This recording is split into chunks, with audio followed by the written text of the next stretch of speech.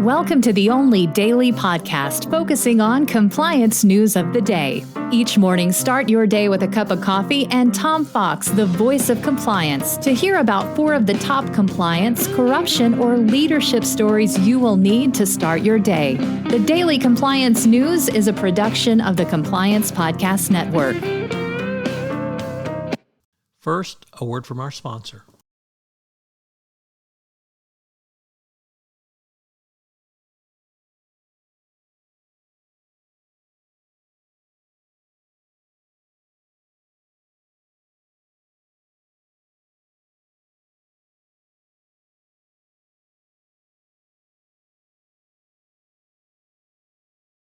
The Daily Compliance News for May 2, 2022, the Howard Schultz Listens Edition. And our first story comes to us from Inc.com, first-time contributor to the Daily Compliance News. And I'm not quite sure when this article was posted, but it brought up a really important topic in compliance, which is Howard Schultz has returned to head Starbucks. And for me, the most important thing he has done is he has gone on a listening tour.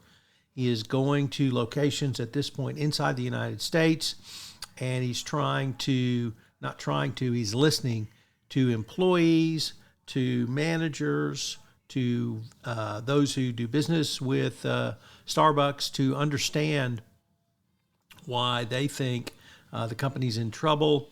And some of the specific things he's heard are lack of training, increased turnover, and extreme pressure that they have been forced to endure, even as company profits have soared, but weaker worker conditions have pummeled, as demonstrated by the unionization efforts that have been successful. So I applaud Howard Schultz for taking a listening tour, and it's a known strategy I've written about for a long time in the compliance world.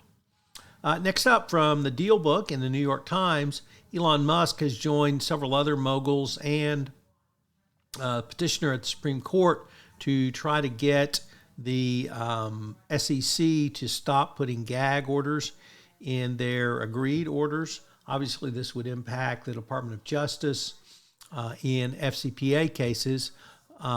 These are agreed orders, so it's definitely a quid pro quo for not having to admit or deny anything. So it's going to be interesting to see if the Supreme Court cuts this right out up for the SEC and the DOJ. And if they do, will these companies now have to start admitting in the agreed orders?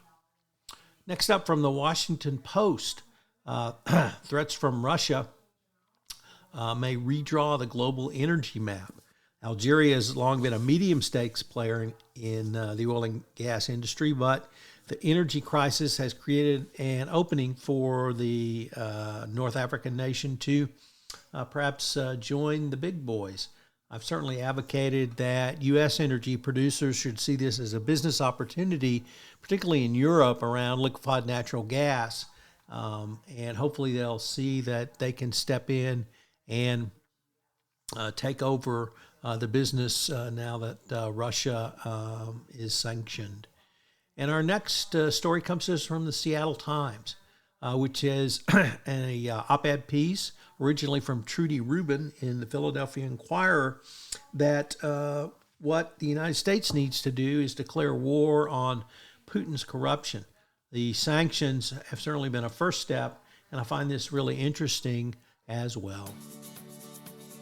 The Daily Compliance News is a production of the Compliance Podcast Network and a proud member of C-Suite Radio. Thanks so much for listening. I hope you'll join me again tomorrow.